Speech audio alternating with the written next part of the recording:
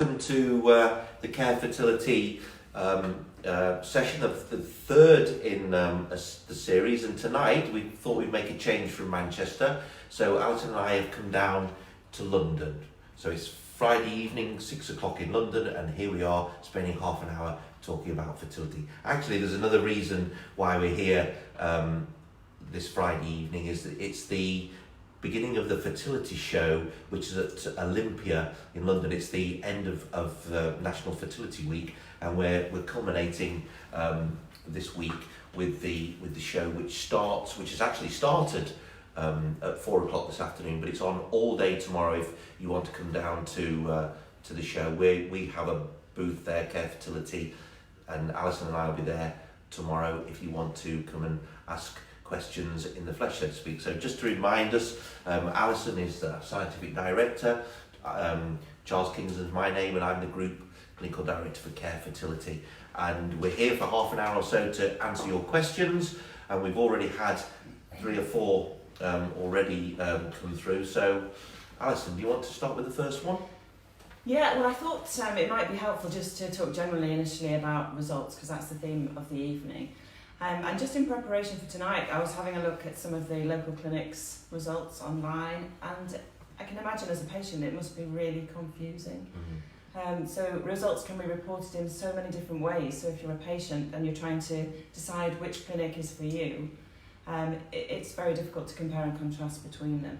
We obviously have the regulators' validated results on the HFEA website, but often they're a year or 2 out of date, so it doesn't necessarily tell you what results are like in the clinic at that time. And also, the clinic size can make a really big difference, because if it's a very small clinic with only a couple of 100 treatment cycles every year, then those results can be really skewed. They could have a really great year, or they could have a really poor year. So I think that's one of the questions I would ask as a patient, is about the size of the clinic and the number of treatment cycles performed, so I could get some idea of how reliable the results are. Yeah, so what you mean is that the more cycles there are, the less chance they're going to change much year on year. And of course, we work as part of a big group, so we have a lot of clinics that we can compare results by, and we can pool our data, so we can really respond quickly when we see any changes or any new treatments that we want to introduce. We can react and assess them very quickly.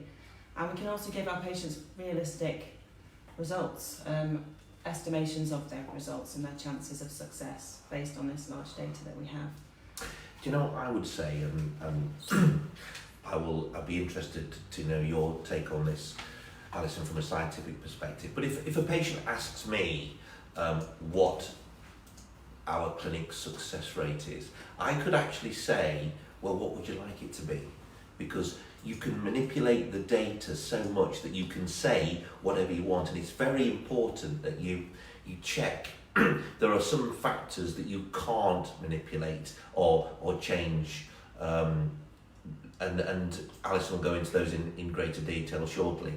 But by and large, most clinics in the UK have very similar results, very similar outcomes, and 95% of clinics will have very similar outcomes. And okay, there's 1 or 2 at the top, and there's 1 or 2 who are down below at the bottom, but the vast majority will have similar outcomes. And I would say it's not where you go for your treatment, it's who you are, because who you are can influence your outcome far more than the clinic you go to. There are other parameters you need to discuss or need to think about when you're choosing a clinic, but who you are is very, very important. We've got time, I'll go into that a little bit later on.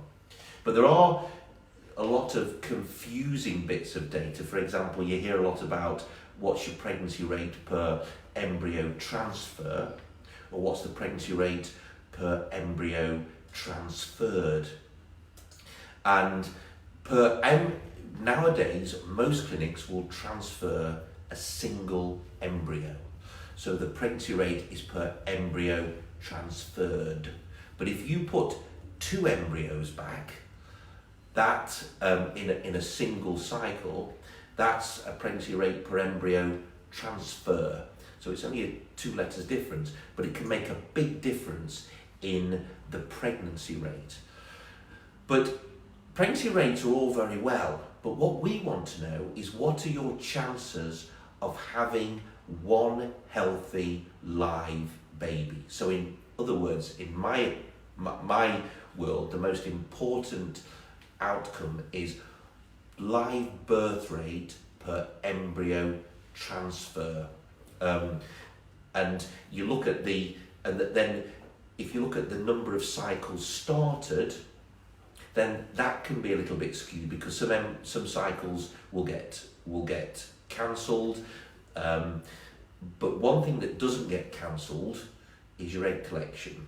So if you get to an egg collection, then live birth rate per embryo transfer or live birth rate per egg collection, I think, are two very important outcomes. So the most important outcome, which tells you the quality of the laboratory, is the live birth rate per embryo transferred.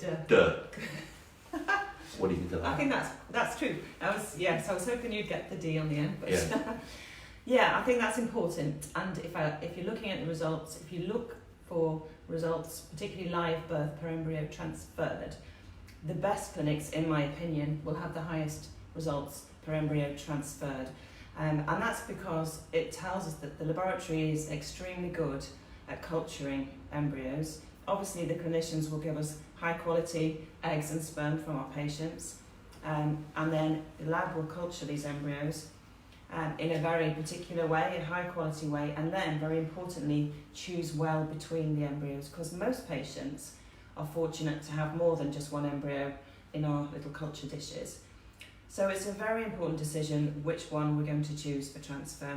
We generally will choose a single embryo for transfer. So we have different ways to choose that best embryo, but because we can do that, you will see that our results are very high per embryo transferred. So that is the one statistic that you can't alter or manipulate, the live birth rate per embryo transferred. So people often say to me, well, can I have 2 embryos back? Well, there's no doubt that if you have 2 embryos put back at one time, your chance of getting pregnant is higher. But your chance of having a live birth is not higher. The reason being is that twin pregnancies, if you get 2 embryos put back, there's a higher chance you'll end up with a twin pregnancy. But twin pregnancies have got 5 times the more likelihood of miscarrying. That is why obstetricians, when people have been trying for a family for a long time, the idea of twins is quite a nice one. But for obstetricians or gynecologists, it's actually far more worrying, because the risk of a twin pregnancy is far higher. So what you want is as many babies as you like, but born one at a time. And that's why it's important to have 1 embryo transferred at a time, because although your pregnancy rate may be lower, the chance of a healthy baby is higher. So it's much better to have 2, if you've got 2 embryos or 3 embryos, you've got more chance of having 3 babies if you have 1 embryo put back at a time than if you have them all put back at the same time. And that's for the reason why we always stress it's important to consider having 1 embryo put back at a time. I think we've got the balance really good. When we vastly transfer single embryos, the vast majority of cases, but maintain some of the highest results in the country. And our multiple pregnancy rate is less than 5%. So we do sometimes transfer 2 embryos. And we also do sometimes transfer a single embryo, which results in a multiple pregnancy, identical twins. So we've got a question here about age. So do you want to tell us about what a huge impact maternal age has? So going back to not where you go for your treatment, who you are. There are certain factors that I would look for when we're prognosticating as to the possible outcome of a couple's chance of a pregnancy when they come to an IVF unit. just a bit of basic physiology that I always tell patients when they come to the clinic. The difference between men and women is that men are sperm factories. We have all the ingredients to make sperm every day of the week. Some days we're good at it, some days we're bad at it. It usually takes us about 6 weeks to make a sperm. We then release them and make some more. But theoretically, we can reproduce up until the day we die. We lose our fertility by just losing interest in putting sperm where it needs to go, you know. Sky spores, beer mates, all that sort of thing. But anyway, that's different to a woman who is an egg warehouse. She has all her eggs on the day she's born, and she doesn't have the ability to make them. She doesn't have the ability to make them better or better quality, irrespective of what some people will tell you. They only get poorer in quality, and the biggest determinant in affecting the quality of eggs is age. There are other things like obesity or smoking, but age, once a woman reaches the age of 35, her egg quality has decreased quite significantly, and over the age of 40, egg quality really starts to decline quite rapidly. So the younger you are, the better you are. This ties in nicely to the next question about PGS, and now it's called PGTA. So this is a method that we can use to check for aneuploidy in the embryos. And aneuploidy is something that happens as the maternal age, as the female age increases. And this is absolutely proven and demonstrated. We know this happens. And what it is the number of chromosomes in the embryos can be incorrect. We need 2 copies. With aneuploidy, we have 1 copy or 3 copies of a particular chromosome. And this is very, very common, and it results in failure of the embryo to implant, can result in miscarriage, or it can result in the birth of an affected child with a chromosomal condition such as Down syndrome. So what we know is, certainly for women of increasing maternal age, this treatment, PGS or PGTA, can be very effective to help us identify the embryos that have the right copy number of chromosomes. So the question asking, can it reduce the risk of miscarriage? Yes, it can. And can it increase the risk of a successful outcome? Yes, it can. But it can't improve the quality of your embryo. All it can do is to tell us which embryos are abnormal. So if we have say 3 or 4 embryos that are available to be chromosomally tested, we can test all of those embryos. The only thing we can test though is whether they are normal or whether they're abnormal. And the older you are, the more likely they are to be abnormal. That's just what happens in life. So once you reach the age of 40, 75% of all embryos that are created will be genetically abnormal. So it will tell us not which embryo, it'll tell us which embryos are likely to get us pregnant, but it also tells us which embryos will not get us pregnant, and that's the key to the value of assessing chromosomes, particularly if you've had the trauma of a couple of miscarriages through chromosomal abnormalities. By doing PGT, it will tell you which embryos are likely to end up with a miscarriage again. Unfortunately, it doesn't tell you it doesn't enable us to improve the quality of the embryo you've got, only to tell us which embryos are likely not to succeed. So if you had 5 embryos, for example, in this situation, and we tested them all, and one of them has the right copy number of chromosomes, which in a woman over 40, that's about what you might expect or hope for, then it means that we can choose that one straight away and transfer it back. So we're taking away the 4 transfers of chromosomally abnormal embryos, or incorrect copy number of chromosomes. We're avoiding that heartbreak and that wait and the delays. So we go straight to the embryo that's going to give the best chance. So we've got some more questions. 2 failed, this is from Hayley, 2 failed frozen embryo cycles with good quality embryos, and they're both hatching before the transfer procedure. So what's going wrong? Sometimes embryos just don't implant, and they may look magnificent down the microscope, the lab feeling positive, the patient's feeling positive, doctor's feeling great, this transfer went beautifully, and then there's no implantation. And often this is the case, and it's very difficult then for the patient to understand why they've not achieved pregnancy. So this aneuploidy that we've just spoken of is one possible reason. It may be that the embryos could never have implanted because they didn't have the right number of chromosomes. Could be endometrial factors. It could be that the endometrium, the lining of the womb, wasn't optimal. Perhaps you'd like to talk about that a little bit more. Yeah, there are certain factors we want to know about, Hayley. How old you are, whether what your body mass index is, how many times have you tried before, whether you've had a baby before. These are all very important factors in working out the prognosis. What are the chances of you getting pregnant in the future? From what the data you've told me, I would be encouraged the fact that you got frozen embryos in the first place, because that usually is a sign that the cycle was good. It's very disappointing that the frozen embryos didn't take, but as Alison said, we don't know the constitution, the chromosomal constitution of those embryos.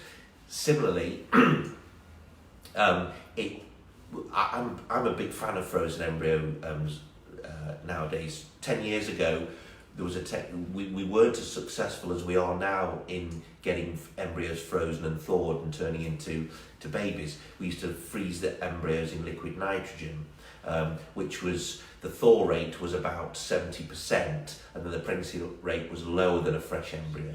Nowadays, we have this technique that Alison knows far more about than I do, called vitrification, where the embryos are actually dehydrated and frozen in glass. And the thaw rate is almost 100%, and the pregnancy rate can be higher than a fresh embryo. And I think in 4 or 5 years' time, most embryos will be frozen. In the United States, most embryos are frozen. So you have the embryos frozen at the time of egg collection, then you go away and recover from the egg collection and maybe come back 3 months later and have those one frozen embryo thawed and replaced in a cycle where your endometrium, that's the lining of the womb, that's prepared as well as it can be. And normally what we do with at Care Fertility, we would always put our embryos back in what we call a stimulated cycle.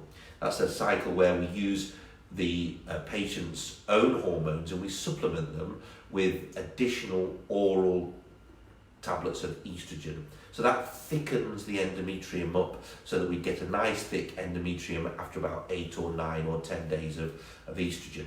Once we have an endometrium of about 8 millimeters in thickness, we then start the progesterone tablets or pessaries or injections, depending on which clinic you have. And the progesterone it increases the blood flow to the endometrium and makes it more sticky. So if you've got a 5-day-old blastocyst frozen embryo, would give you 5 days of progesterone on top of the estrogen and then replace that embryo. And the pregnancy rates are very good. It's unusual, Hayley, that there is an endometrial factor. It's far away more likely to be an embryo factor itself. Now, just from what you've said, I think it is disappointing that you've had 2 frozen cycles, but hopefully you'll have a follow-up soon after you've got over the disappointment, and your gynaecologist or your clinic will be able to tell you the way forward, because there always are way forwards.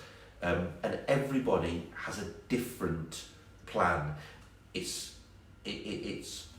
of importance that you have a plan before you enter an IVF unit. And I think the 3 most important questions that you need to ask your gynaecologist or your clinic nurse, whoever's looking after you at the first clinic appointment, particularly if it's a private cycle, is that how long are you going to invest in terms of time to achieve what you want to achieve?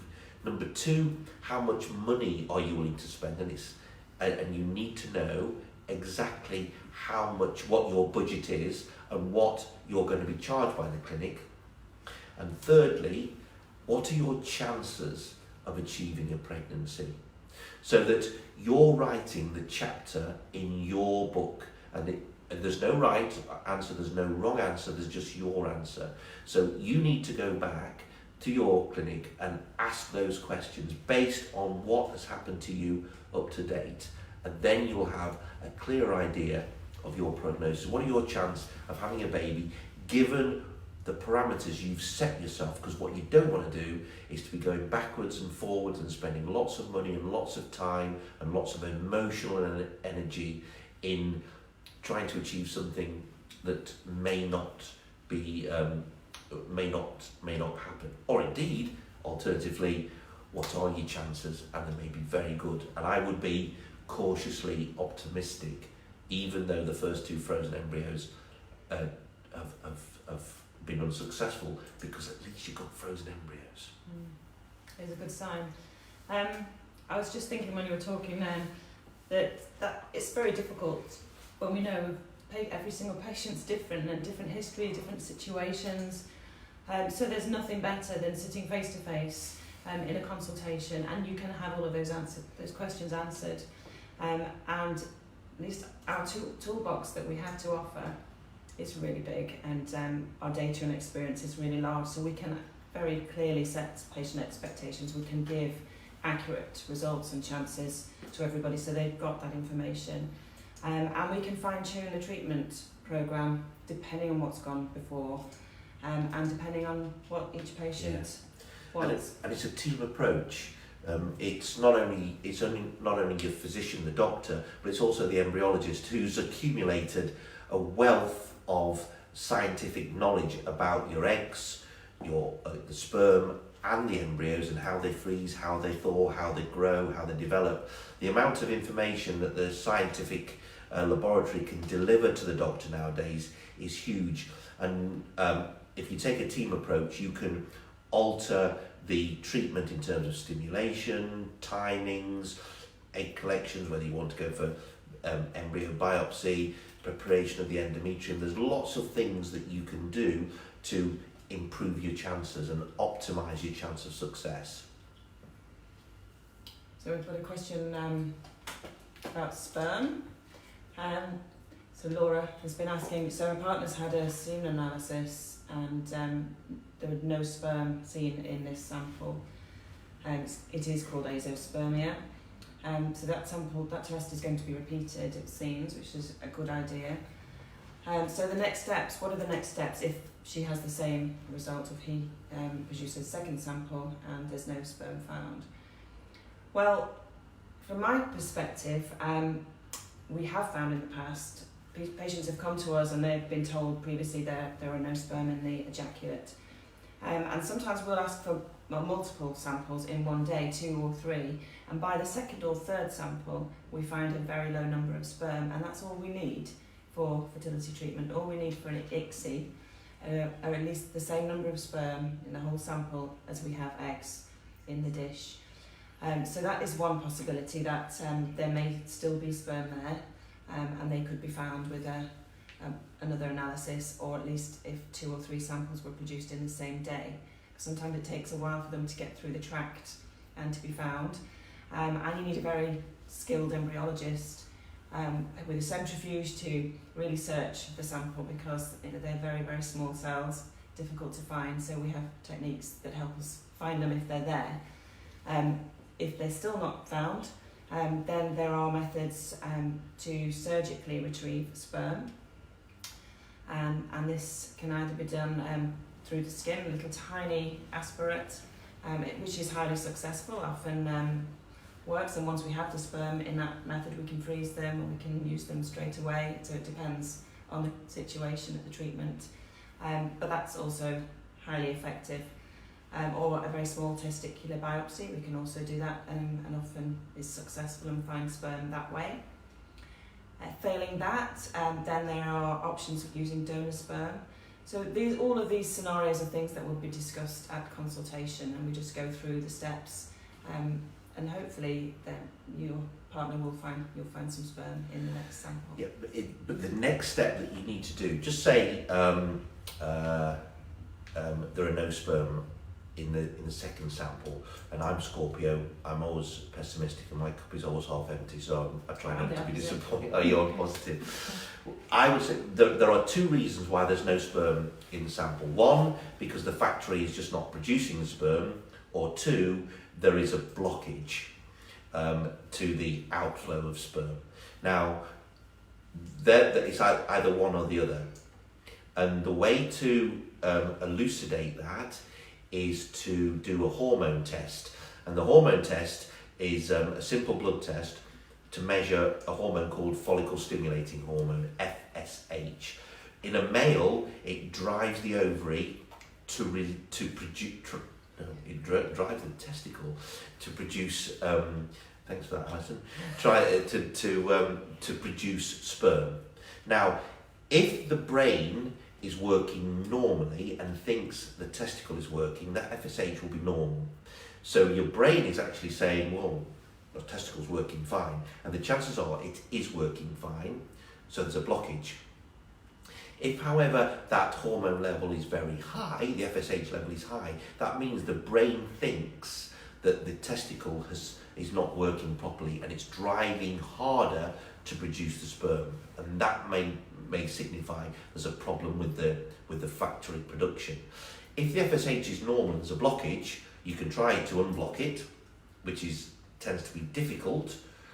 Much easier to do the testicular sperm aspiration, which is what Alison just described, with a small nick in the testicle and bring out the sperm. If the FSH is higher and there's a possible of the testicle is failing to produce sperm, then that might be more of a challenge, and it's best treated or investigated by a consultant andrologist who's a specialist in testicles. Good. And also, patients sometimes they've had a vasectomy. Yeah. And so that blockage is there. Yeah. And we can overcome that by doing this. That tends to be an easy one. If the male has actually asked at some point that his vas is voluntarily blocked as a form of contraception, that invariably means that he's actually had functional sperm that's fertilized eggs that have subsequently grown into babies, and so his sperm works, and that should be readily accessible either by reversal of vasectomy, which is a whole lecture in itself, or testicular sperm biopsy, and the pros and cons of which one to go for, whether it's a reversal of vasectomy or just a straightforward TZ, is subject to a consultation, which, if you've had a blockage through vasectomy, I would advise the first port of call would be your GP, and then the second port of call would be get the GP to refer you to a fertility clinic where they could provide you with the best advice as to whether to go for vasectomy reversal or straight on to TZ with IVF. I'm reading all these questions. Oh, do you want me to do no, what? I don't mind. I just thought because you're far away, you might not have your glasses out. I can say yes. At what point do you think it is worth going to a clinic? Is it worth doing doing at-home testing first? Well, Ferg, I would always say that there are a lot of factors that influence how quickly you seek advice. Normally, most people will have achieved a pregnancy, if that's what they want, after 18 months of unprotected intercourse. And so you need to try for about 12 to 18 months. And there are certain things you can do to help yourself. One is to pinpoint ovulation, so that most women who have regular cycles will ovulate normally 14 days before the start of their next cycle. So, for example, if you have a 28-day cycle, you'll ovulate on day 28 minus 14, which is day 14. If you have a 31-day cycle, it's day 31 minus 14, which is 31 minus 14, 17. And that's quite useful. So when you do, it's useful to concentrate intercourse around that time, because that's the time of your maximum fertility. if after 12, 18 months of lack of success, then I think it's important that you go and see your GP, because that's when the anxiety starts coming in, and infertility, wanting a baby at a time in your life which is appropriate for you and you can't have one, can be really very, very stressful. Now, there are exceptions to that. If you're a little bit older and you've decided to delay your family until your late 30s, for example, you might not want to wait 18 months. In fact, you might not want to wait 6 months. It depends on the level of stress that you are encountering. And I would be quite happy as a GP if you're in your late 30s to see you, even if you've been trying for 6 months and you can't. And if it's causing stress, then go and seek help. Go and ask for advice.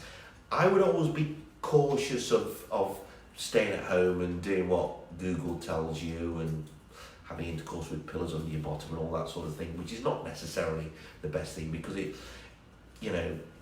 when you're trying for a baby, having intercourse, which should be a pleasurable thing, can become quite a chore, quite boring, and actually in some circumstances quite difficult. And that is normal for couples trying to achieve a pregnancy.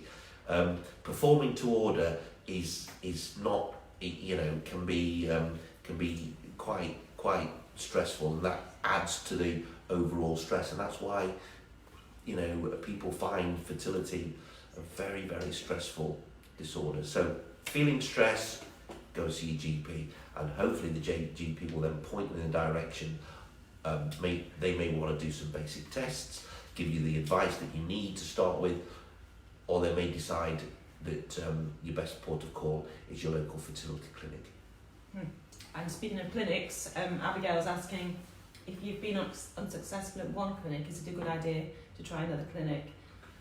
It's a tricky question, very difficult question, because on the one hand, if you go back to the same clinic, they know what happened last time, they can maybe fine-tune what they've done previously and learn from the information and the lab sheets.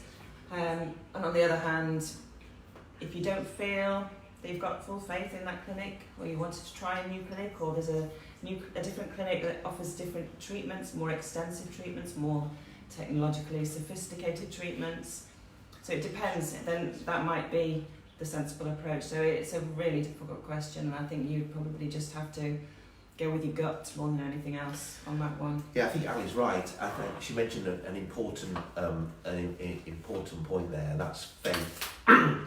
People like different types of clinics. Some people would like to go to a big clinic, other people like to have more individualistic care, go to a smaller clinic.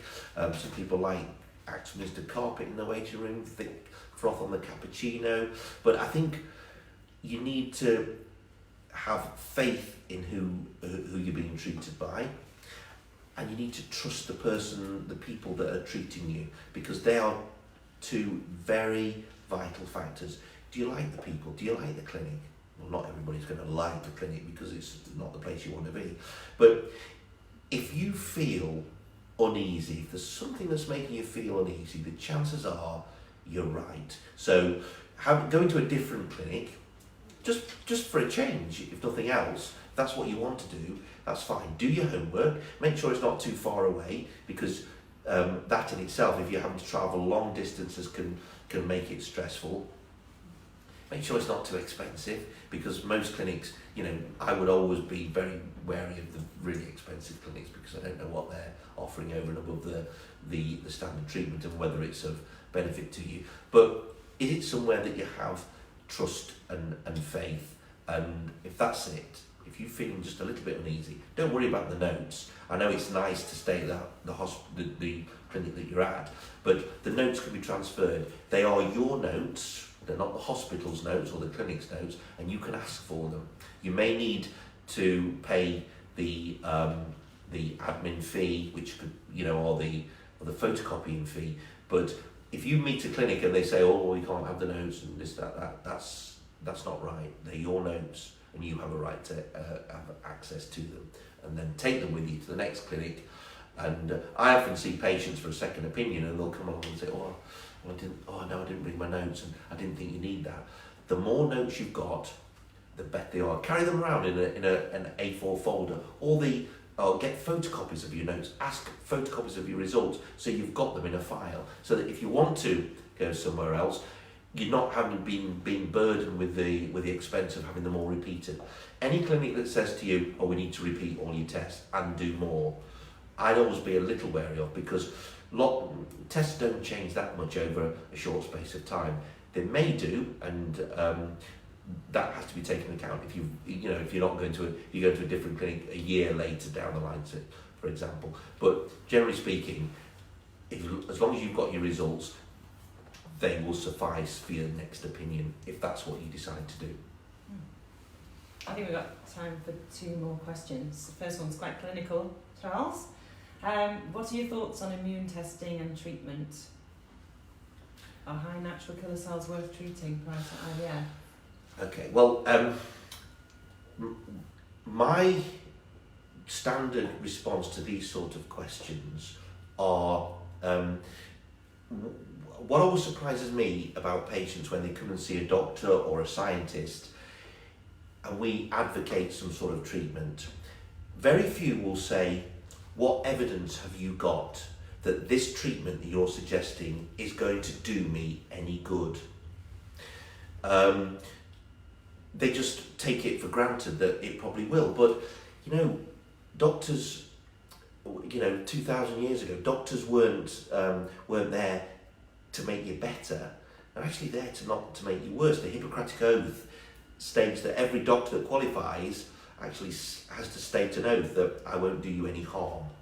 Obviously, we want to do you good, but a lot of things don't do you any good at all. As long as they're not harmful, then that, has its consolation. So what you should say is, what evidence have you got that what you're telling me is going to improve my chances of having a baby?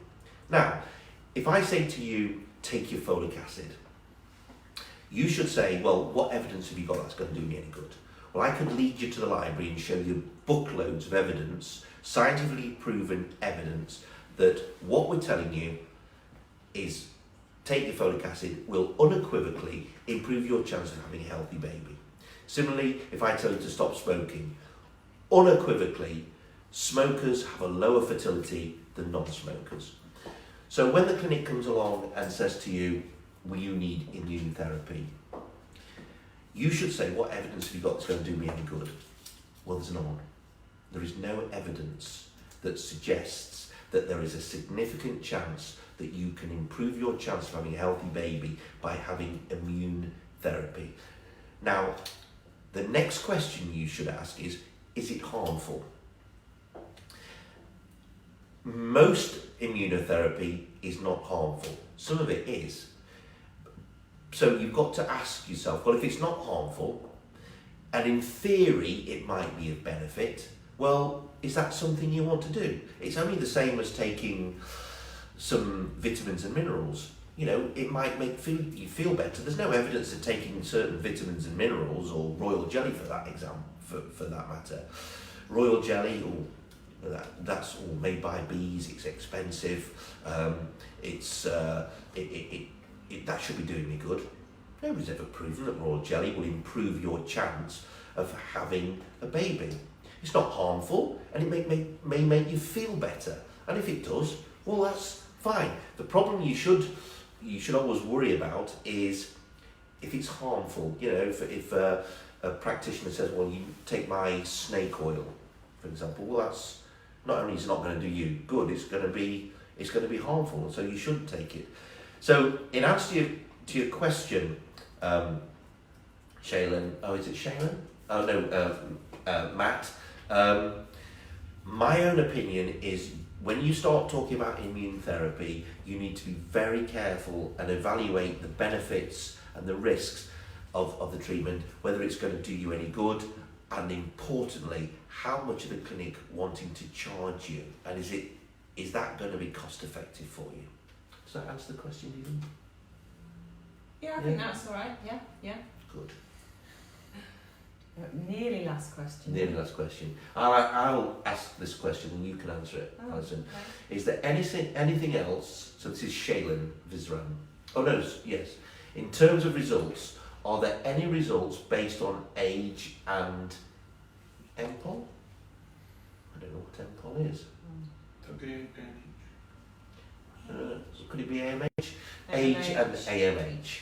Is there, and then she goes on to say, is there anything else I need to understand about what factors are key to successful IVF? Well, I think we were avoiding the first question because we didn't know what the MPOL, we hadn't I think let's say it's AMH. Yeah, so I think we probably covered age quite extensively. Results based on age and AMH. Again, I think a one-to-one with the clinic, with vast data and experience, to say to you, personally, your results based on these, your chances based on these results are whatever is the best thing. You can look at our website and find results broken down by age categories, so that can give some indication. And you will see that with increasing age, female age particularly, success rates do decline, especially over the age of 35, and then again dips after 40. So that's probably the best thing to do initially. Look at the website, look at the results by age, and then come and see us and talk to one of our doctors about your specific circumstances.